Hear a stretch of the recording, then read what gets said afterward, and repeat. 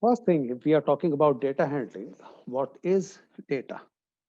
First of all, data is normally used and data is actually plural. The singular is datum.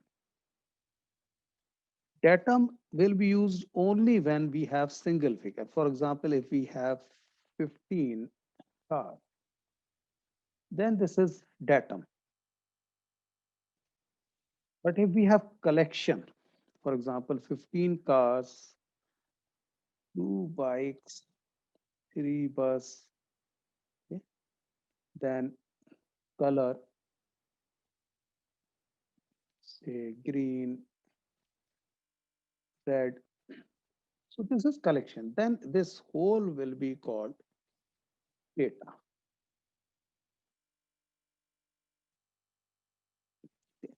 So here in books, it is written data is. However, basically data are, because data is plural. It is collection of many figures. By definition, if you are asked what is data, you will say a data is a collection of numbers. Many numbers means, okay? That is just the raw figures gathered to provide some information. Means we can get some information from it. So as I said, if we have cars, for example, say cars of various manufacturers, okay? Say car manufacturer, Honda, Toyota, okay, MG, all these cars. Okay? And we say that in the month of October, the sales, for example, they sold 6,000 cars, Toyota sold 3,540 cars, MG 2,012 cars, BMW 500 cars, Audi 395 cars, like this. Okay. So now here we can get some information. And the information is that the maximum cars sold were by Honda. Minimum cars sold were by Ford. Different type of information we can get. So the raw data is this one. Just the data is called raw data or raw figures. From these raw figures, we get some information, then it is called data. So pictorially, you can remember raw figures when they give us some information, then these are known as data. If you remember this diagram, you will be able to write the definition. Raw figures, when they provide some information to us, they are called data.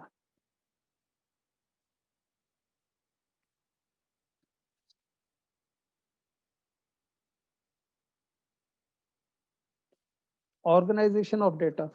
Organization of data means placement of data, how we can place data. So raw data is difficult to read and analyze because I gave you a very small example, right, of few cars, but it can be of type that how many persons in the world got infected by a particular disease in that month, and within that, how many got cured in 3 days, how many got cured in 5 days, how many in 1 week, okay? And how many had it severe, how many had mild symptoms, then the data will be too much complex. And we can't read the data person by person. So the persons will be in lakhs, crores. So you can't read the data for a particular person. So you have to organize the data for that. So raw data has to be organized in such a way so that we can analyze it to obtain some useful information. So everywhere we are trying to find out actually the useful information. Otherwise, the raw figures are useless. So many figures, if we can't get information from these figures, those are useless for us. When they are useful to us, then they become data. Data can be organized in tabular form and graphical form. We need to organize data, and organization can be done in two forms if you are asked: tabular form and graphical form. Tabular form is in the form of a table, and graphical form in the form of a graph.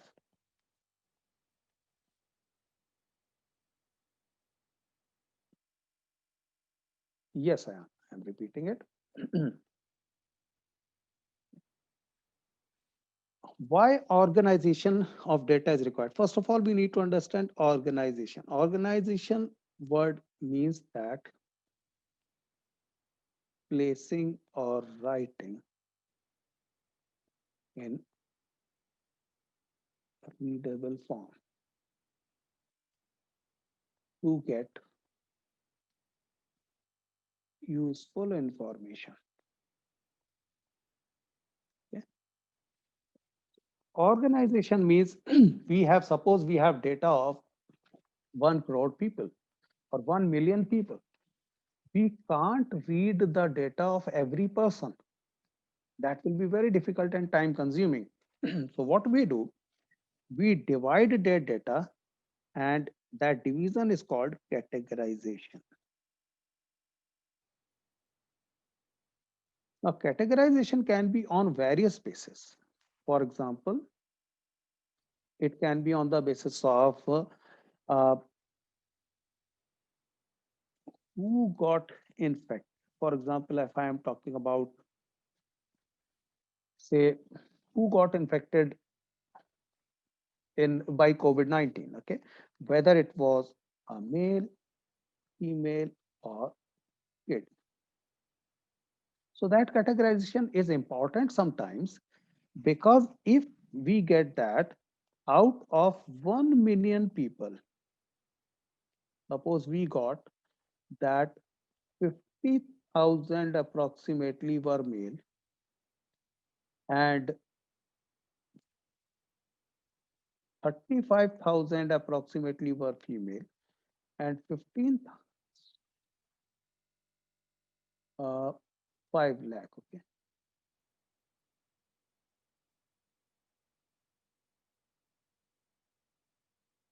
and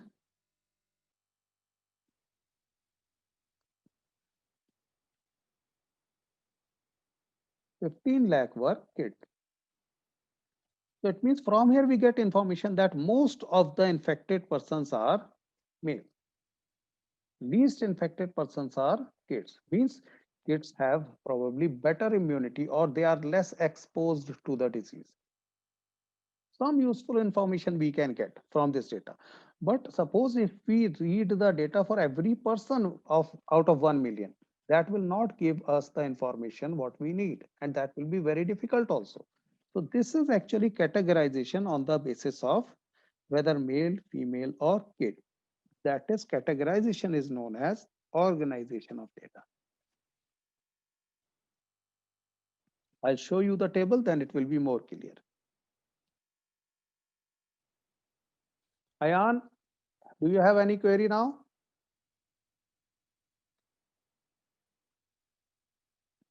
Just let me know if you have any query. Okay. When I show you the example, that will be more clear what I am talking about. Okay. Now, prioritizing the data means prioritization of data. It is similar to organization of data. Okay. Prioritization is, for example, say Daksh, Aris, Vani, Rashi are friends. We can prioritize this data according to alphabetical order. Prioritizing the data, the new order name becomes Aris, Daksh, Rashi, and Vani. So alphabetical order. So this is prioritization of data, not necessarily alphabetical order, whatever way you want. For example, increasing order, decreasing order of something. Suppose we have salary data of few persons in a department, okay, in various departments of an organization. Then we can arrange the data in increasing order. Now, why it is important? It is important because if we place the data in increasing order, then the person who has least salary will be towards the left, and the person which has the highest, who has the highest salary, will be towards the right. So we will be easily able to find out who has the least salary and what is the least salary, and who has the highest salary and who has the highest salary. Okay, and many other details also. Frequency, this is important. Frequency means how many times, number of times. Simple. Frequency is the number of times a particular value occurs in a given data. I'll give you an example, but first try to understand the definition. Frequency is the number of times a particular value occurs in a given data.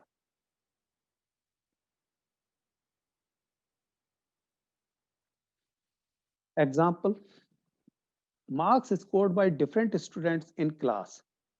So for example, first student scored 61 out of 100, second 85, third student scored 94, fourth student scored 53, fifth 61, 94. So here we see that 61 has occurred two times. Means the frequency of 61 is 2. Similarly, 94 has occurred two times. So frequency of 94 is also 2. But 85 occurs only once.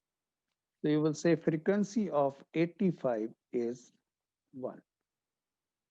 Now suppose if we have marks of other students also, and then it is again 61, 23, 98, 99, 85.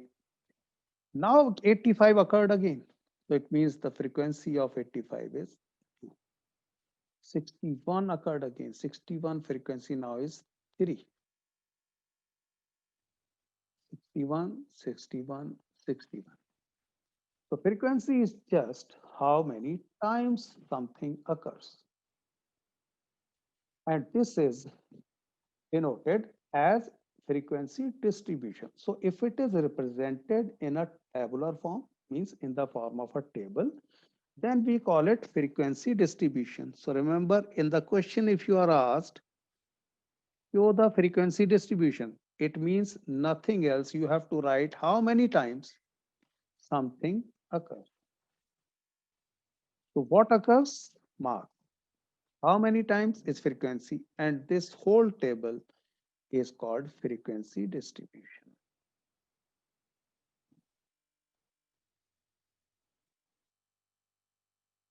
Means how frequencies are distributed for the marks.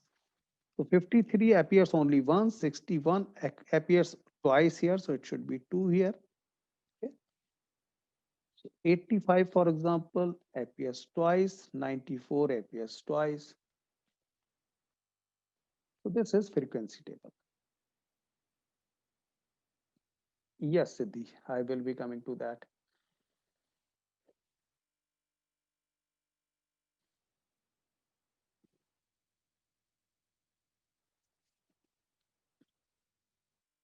The frequency distribution is also called frequency table.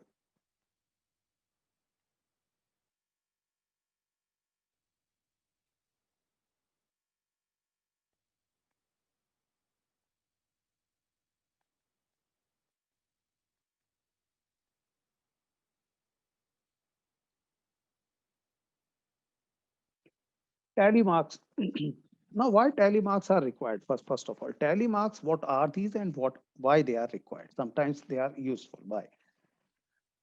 Tally marks are like this. So the representation of numbers 1, 2, 3, 4, etc.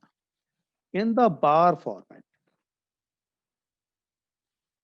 is known as tally marks. So 5 is represented as 1, 2, 3, 4. After that, we don't write 5 here. Rather, we draw the line like this. Now it becomes 5. After that, we again start 6, 7, 8, 9, again 5, 10. This whole becomes 5 plus 5, 10. So I assume that you have been told tally marks in previous classes. In few schools, in fifth grade, it is covered, and in few schools, they don't do it. Okay. So if you already know, that's great. If you don't, then this is the representation of tally marks. Up to 4, it is bars. The moment you have 5, you draw the crossbar. After that, you again start 1, 2, 3, 4, and then again cross 1, 2, 3, 4, again cross like that. Now the question, why do we need it? Why it is required at all when we can write it in the form of numbers. We could have written it 1, 2, 3, 4, 5 like this. The reason these are important sometimes is that suppose we are counting the votes for parties, and every time I get a vote, I can't write 1, 2, 3, 4, 5, then 1001, then 10,000, 20, 10,000, 21. I can't write like this. Okay? If I continue counting the votes, in that case, it is easier that I start with 1. The moment I have 2, I draw another bar, 3 another bar, 4 another bar, 5 cross. Then again 1, 2, 3, 4 cross. Then 1, 2, 3, 4 cross. After that, suppose I have filled the whole page, and this actually used to happen unless we had EVMs. Yeah, until we had EVMs. Then they used to count how many fives we have on the page. And maybe in the last, you don't have 5. In the last, you have just 3. So count all the fives and multiply that 5 by 5. So suppose on one page, we had 98 fives. It means 98 into 5 votes plus this 3. So you can calculate how many votes on one page, there can be multiple pages, someone got. So it helps to record the data in a serial manner. So the moment you get something additional, you add 1 bar. The moment you get another, add another bar. The moment it becomes 5, cross, and then I'll start all over again. So that's why tally marks are useful where we have to record on incremental basis.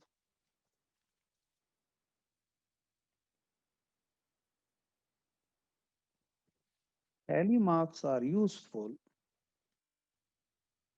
where we record data in sequential and incremental basis. As an example, I have told you counting of the votes. Counting of anything in sequence, it will help if we use tally marks. Yes, Siddhi, if you calculate, that would have been 493 marks.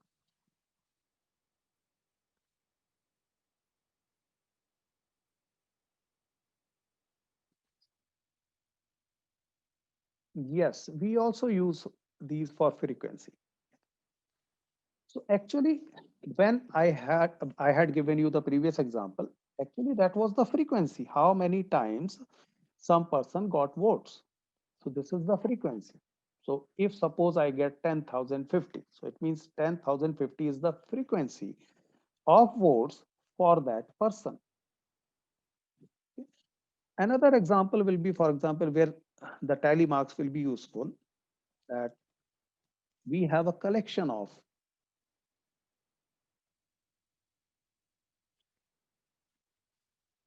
red, blue, yellow balls, and suppose there are total 1 lakh balls. And we have to count how many red, how many blue, how many yellow. So we will pick one.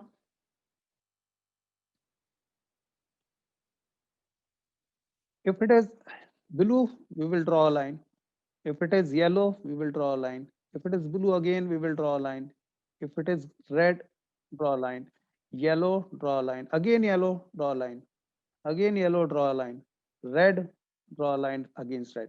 Again yellow, draw a cross line. Again blue, draw a line. Again yellow, draw a line.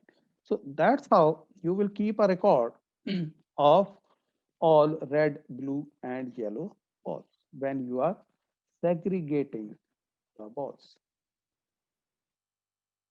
Otherwise, it will be very difficult for you. You would have written, if you had not written in tally marks, you would have written yellow as 1, 2, 3, 4, 5, 6, like this. Or you had written like this 1 plus 1 plus 1 plus 1 plus 1 plus 1. Now, it would have been very difficult if suppose you have all plus ones like this. It would have been very difficult to count the ones, and there is a chance of mistake here as compared to counting the fives.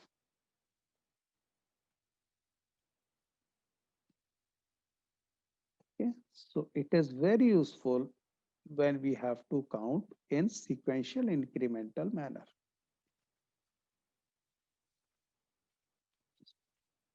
The tally marks are actually used to calculate the frequency. How many times this appears, how many times red ball has appeared, how many times yellow ball has appeared. That is actually the frequency. Because by definition, frequency is the number of times something occurred or something happened.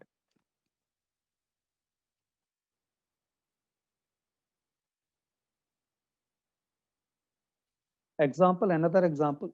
There are 40 players in a club. 7 players play hockey, 9 play football, 11 play cricket, 5 play tennis, and 8 play volleyball. So there are total 5 sports, and these are the frequencies actually. 5 play tennis. So tennis is played by how many players? 5. So 5 is the frequency for tennis. So we will write it in a tabular form like this. We will write the sport, what we are talking about, hockey, football, cricket, tennis, volleyball, and then the frequency. Frequency is number of players here. How many players play hockey? So 7, 9, 11, 5, 8. Normally this column is the last column and this column is the middle column. Why? Because when we calculate, actually this happens first. We draw the line 1, 2, 3, 4, 5, 6, 7, 8, 9, 10, like this. Okay. So if we calculated first in tally marks 7, and then we had written 7. Similarly, football 1, 2, 3, 4, 5, 6, 7, 8, 9. Here in this table, I have written frequency in the middle column because in the question it was given already.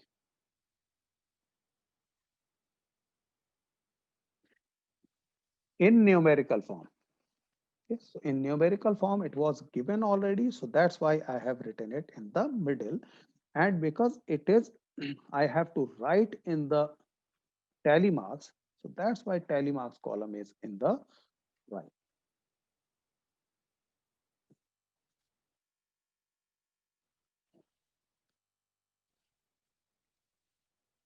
Yes, Siddhi, correct.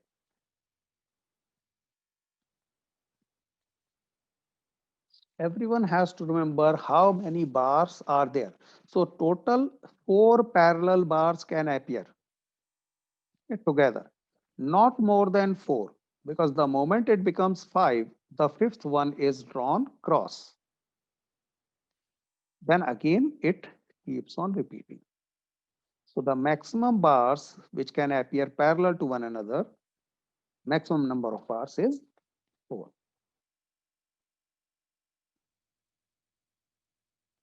Pictograph. Pictograph is actually where pictures are used to represent the data.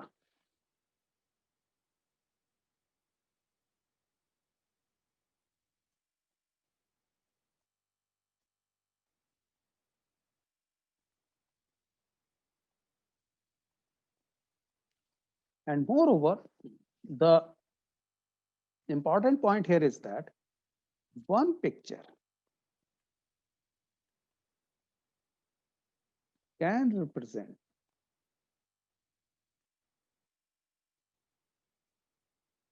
more than one item. So one picture can represent 10 items also. For example, if I say cars, so one picture can represent 10 cars. One picture can represent 50 cars, 100 cars, 500 cars. So there is no restriction on that. Depending on the data, whether data is of small values or of large values, you will decide how many items one picture should represent. I'll explain this through example, okay? Suppose we have to represent that in village A, we have 60 tractors, in village B, we have 50 tractors, in village C, 80, then 30, 60 like this. Now here, if you see, all the tractors are multiple of 10. So here it is not necessary that one picture of tractor should represent just one tractor. No, because I will have to show 60 such figures to represent 60 tractors. What I will say that let one tractor image represents 10 tractors. So if one image represents 10 tractors, 60 will be represented by just 6 images, because 6 multiplied by 10 will give you 60. Now 5 images here, and one image represents 10. So 5 images will represent 50. So this is actually the main part of pictograph. Remember, pictograph is whole table. This whole table, what I have enclosed in red boxes, that is pictograph. Main part is this one where pictures are shown, and the scale you decide. So scale here is one picture represents 10 tractors. This is the scale of the pictograph.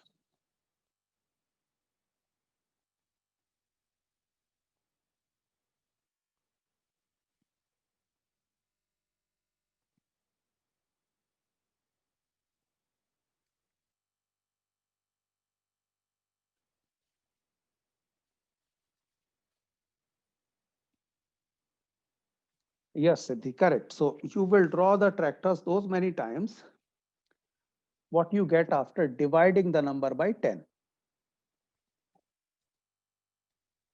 So if you have one picture represents 10 tractors, then 60 tractors will be represented by 6 images.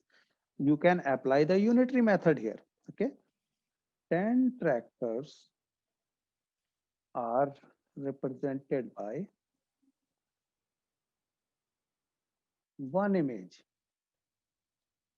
hence 60 tractors, or first say one tractor will be represented by 1 by 10, and 60 tractors will be represented by 1 by 10 into 60, that is 6 images.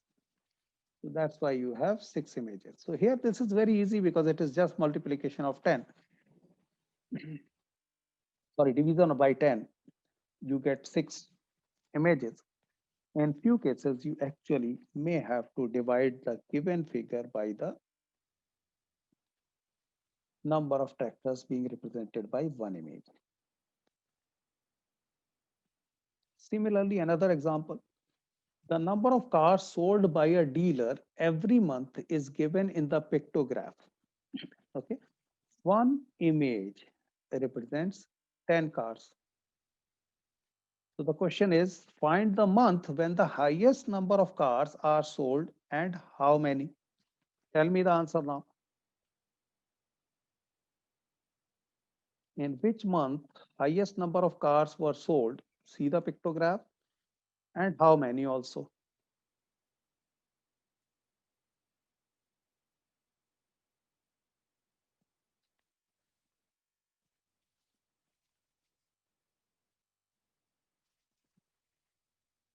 A part, try to answer.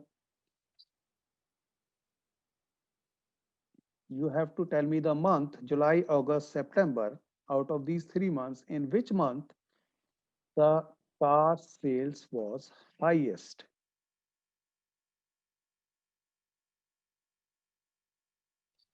Yes, Tina, good. Akanksha, good. Yes, Tina, also tell me how many cars were sold in that month.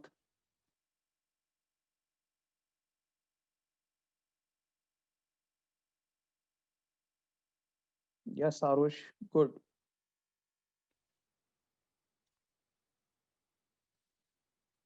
Yes, Siddhi, good.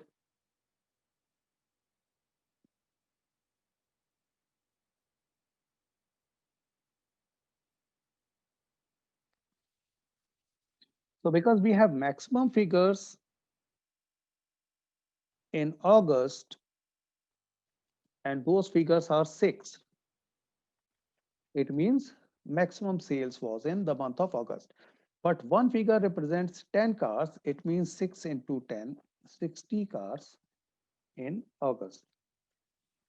And similarly, the least number of cars in which month? Yes, Siddhi, good. Least number of cars in which month?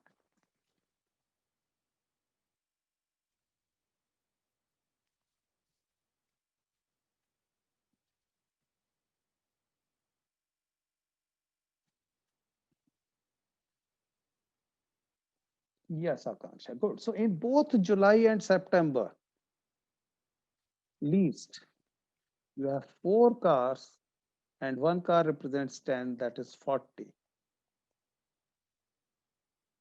least.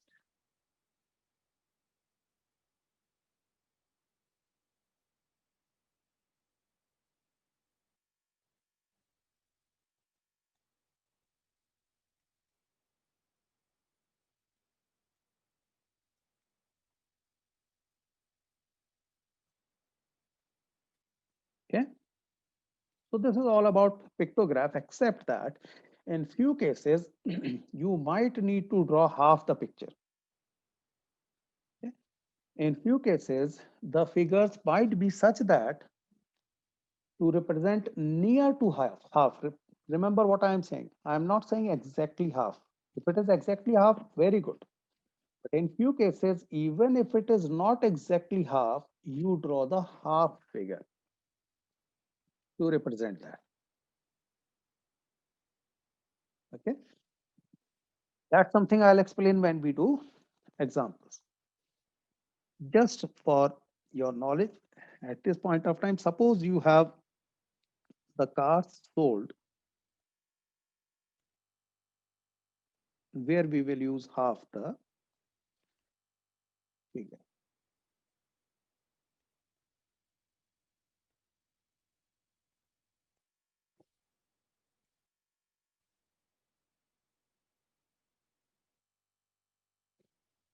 Suppose the number of cars here sold 400, 500, 300, 700, and 435. Now what you do? So you will represent, still represent, you will say, let one car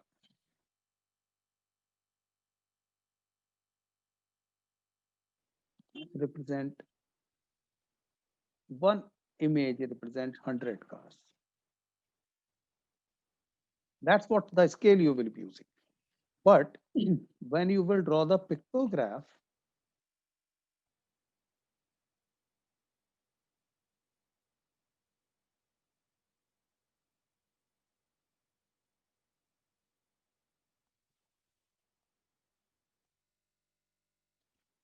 you will draw 4 cars here, okay? 5 here, 3 here, 7 here. But here the number of cars will be 4.5.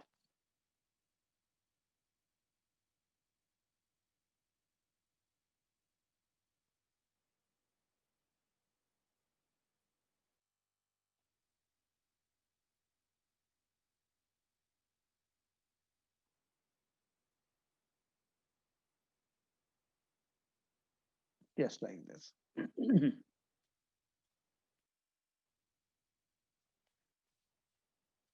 So it will be half.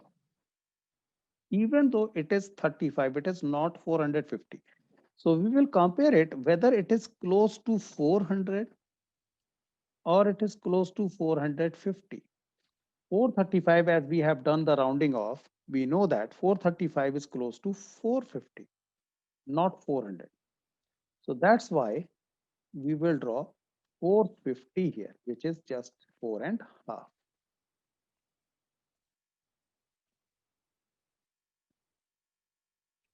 You can also take a scale of 50 cars in this case.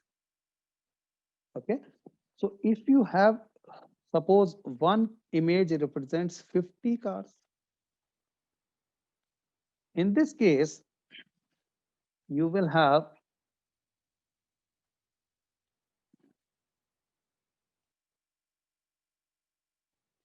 8 cars here, full cars, complete. Okay. 5 cars here, 10 cars here, 6 cars here, 14 cars here. And here you will have whether it is close to 425 or 450. Now, if we compare 425 and 450, it is closer to 425. Remember, we are doing half of the one car. Half of one image will be 25 because one image is 50. So half of one image 25. So we will now consider the difference of 25 only. So 35, just before that we have 425, just after that we have 450. But 435 is closer to 425, not 450. So in this case, we will consider 425. So 400 plus 25. It will be 400 plus 25. For 400, there will be 8 complete cars.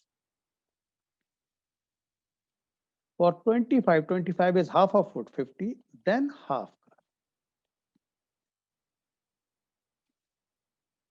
So you will draw 8 cars and then half car. That will represent 435 here. So remember, it will not be double of the previous one. Exactly. In previous case, you had 4.5. If you remember, when we had taken a scale of 100 cars, then it was 4.5. 4.5 double would have been 9, but it is not 9. It is 8 complete and one half car.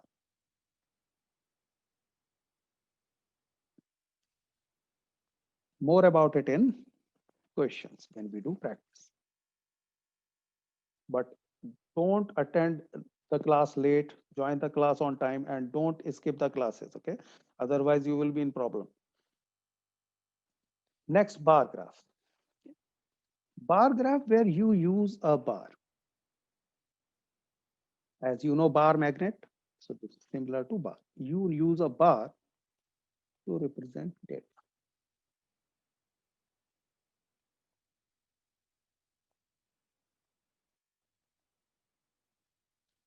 Length of the bar will decide the frequency.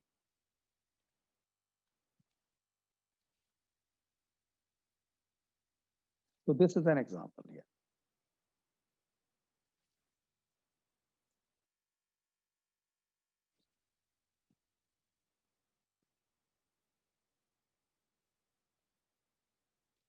The bar graph given alongside shows the amount of wheat purchased by government during the year 1998 to 2002. So in 1998, this much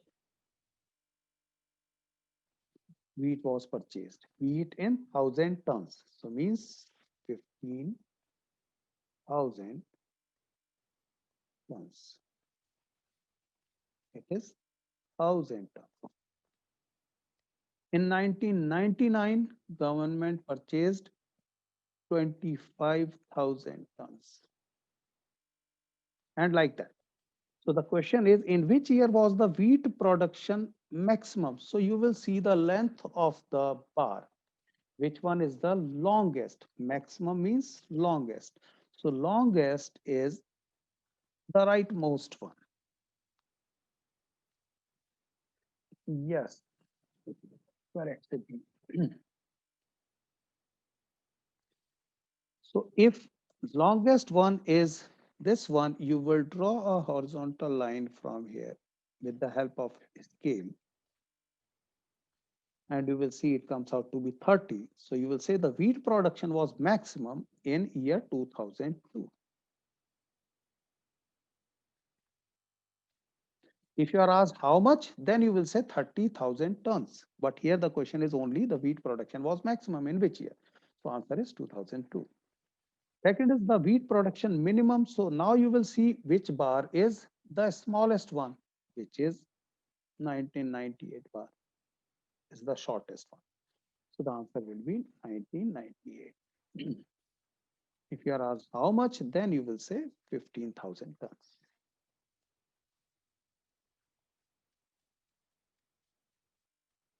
So on the horizontal axis, you take the objects or the items. Okay, here years are the items in which year, and wheat purchased here, these are the frequencies. How much? How many tons? So this is the frequency.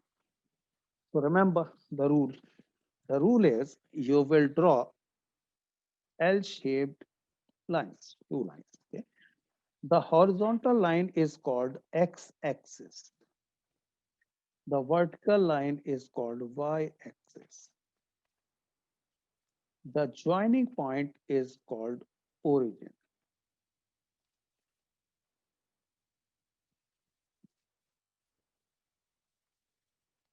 On x-axis, that is horizontal line, you take the items or objects. On vertical line, it is always frequency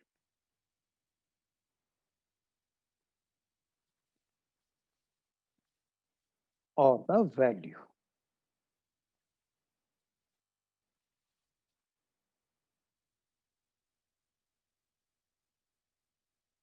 Now, this is true for all type of graphs. Whether we are here, we will be talking about bar graph, but in higher classes, there will be many different types of graphs we will be talking about.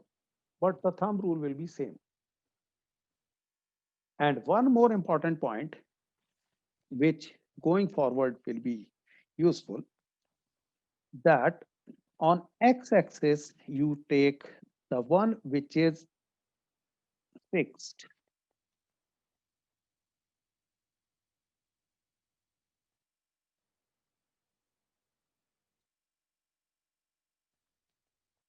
It is fixed, means years. If it is 1998, it has to be 1998. It can't change. If it is team A, it has to be team A. You can't change team A. If it is village A, it has to be village A. You can't change village A. Okay. On y-axis, you have variable, means which changes. And this is actually dependent one. You may not remember it in sixth grade, but in seventh grade, it will be useful. Dependent.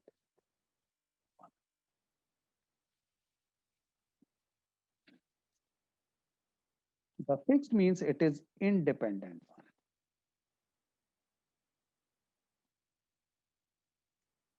Means it does not depend on anything. But dependent one depends. For example, if I change the year, if I say instead of 1998, I say year 2000, the value of the wheat purchased will change. So that's why that will be variable. That is changing. But year you can't change. So the one which is independent, it does not depend on anything. For example, years, those will always be on x-axis. The quantity which is varying, that will be on the y-axis because that is dependent on something else.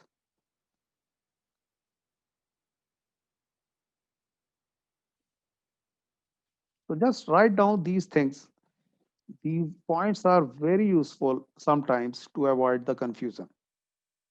What you need to choose for x-axis, what you need to choose for y-axis.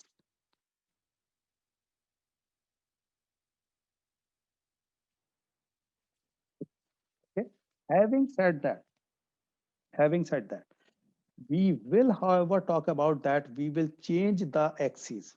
For example, we will make this axis as vertical axis, this axis as x-axis. Sometimes we will be doing that. But again, that is the flip of this one. If you can make this one, you will flip the x and y axis. You will get the different graph. How we will get that? Very easy. When we do that, I'll explain just towards the end of the class today. Okay.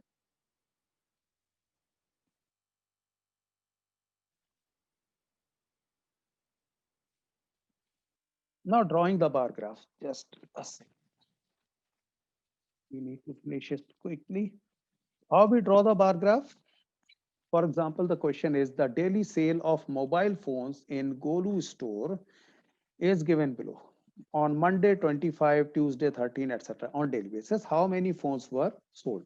How will you prepare a bar graph? So first, as I said, you will find what I need to take on x-axis, what I need to take on y-axis. Then you can draw the bar graph. First, you will draw the L-shaped lines. So the first step is draw two lines, one horizontal and one vertical in L shape, as we had done. Then mark days in the horizontal line and number of phones on the vertical line. Why you are writing it? Because days are fixed. So that's why you have taken that on x-axis. But number of mobile phones sold is varying. So number of mobiles sold, you will take on right on vertical line. After that, take a suitable scale for the number of phones. Here, if you see the number of phones 25, 13, 32, 14, 20, 42, 55, the one unit equals to 5 mobiles can be good. One unit equals to 10 mobiles can also be used. But 5 mobiles will be better. 10 mobiles can be used. Okay, fine. Use the bars equal width and draw them with frequency given at the same distance. So all the bars have to be at the same distance. The height of the bars tells the sale of the mobile phone in the Golu's store. So this will be how the graph will look like. On Monday, it was 25. So because it was on 25 and the scale is 1 unit equals to 10, then 10, 10. So it will be just in between 20 and 30. The length of the bar will be just between half of 20 and 30 because it will represent 20. On Tuesday, it was 12. So you will see here from here to here it is 10 to 20. So somewhere here it will be 12. So you will approximately draw 12, the length equals to 12. On Wednesday, it was 31 or 32. So again, slightly more than 30. On Thursday, it was 14. So just half is here. Slightly below that is 14. So the length of the bar will decide the number of units sold. And keep all the bars at equal distance from one another. Don't put them one very close, one far apart. The distance has to be equal. Now, as I said, that sometimes we might interchange the axes, horizontal axis as vertical and vertical as horizontal. If you are asked to do that, you just change the axis. The same graph can be represented like this. So in this case, the fixed axis is this one. Still it is fixed and this is variable. So on Monday, 25, so 25 is here. On Tuesday, around 12, I think, or 13 here. On Wednesday, 32 here. Like, so if you flip the axis, the graph is same. You are just flipping the axis. You are making the horizontal axis as variable axis, vertical axis as fixed axis. But the graph is same. You have just everything else remains